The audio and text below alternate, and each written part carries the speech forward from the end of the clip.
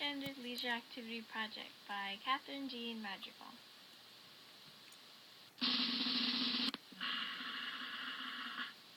The leisure project I have decided to do is fishing.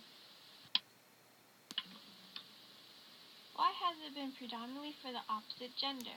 How frequently do people of your gender participate in the activity in the past? Fishing has predominantly been for men because women often stayed at home watching the children. It is stated in Chicago history that women did not hunt. Instead, they cooked the food their husbands, brothers, sons, and fathers brought home. Women did not fish frequently. In 1923, it was a shock that two women were fishing alongside of the men in Fox Lake.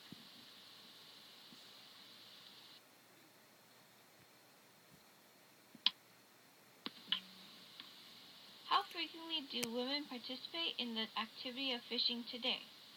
Are there any current or recent issues around this activity that are particularly interesting?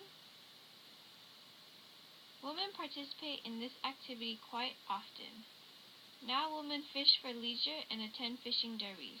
The current issues around this activity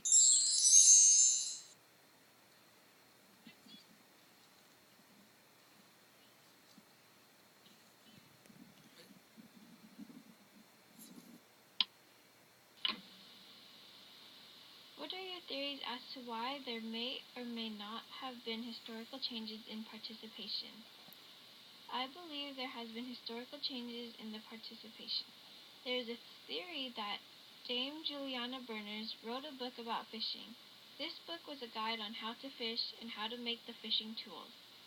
This theory makes me believe that over time historical changes have occurred in women becoming interested in fishing. How or why does this activity fit into traditional ideals of leisure for the opposite gender?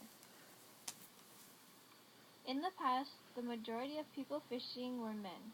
It is stated in Martin Trader's Tales, only white men engage in fishing, the greater portions, however, being Italians and other foreigners, men without families, who come to the river from San Francisco only during fishing season.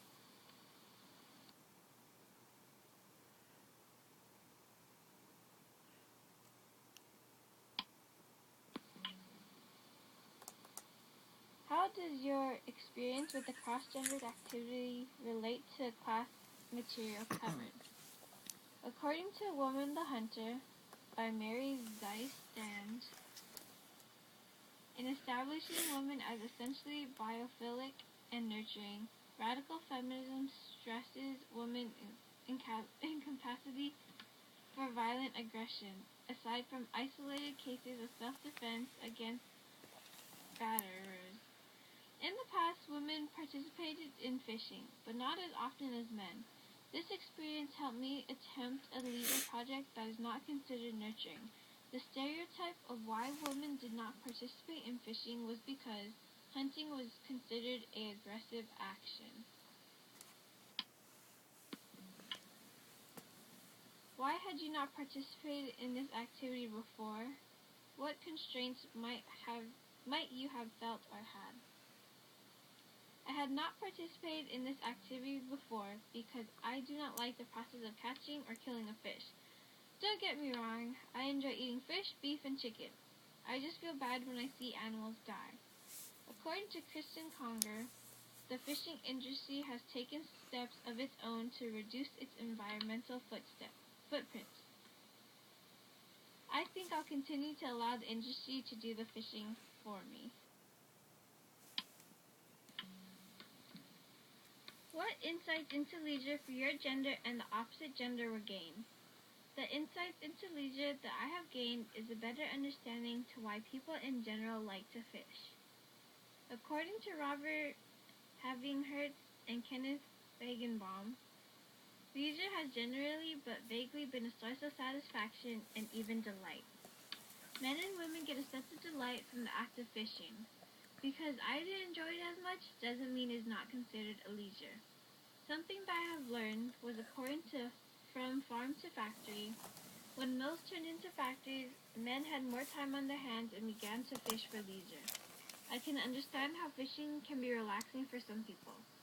Last but not least, Robert Havinghurst stated in the American Journal of Sociology, it has been established that the content of leisure activities is closely related to sociological variables or group categories such as sex, age, and social class.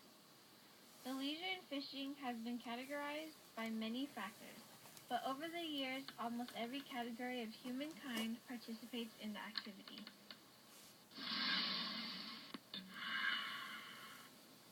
How did this activity challenge you?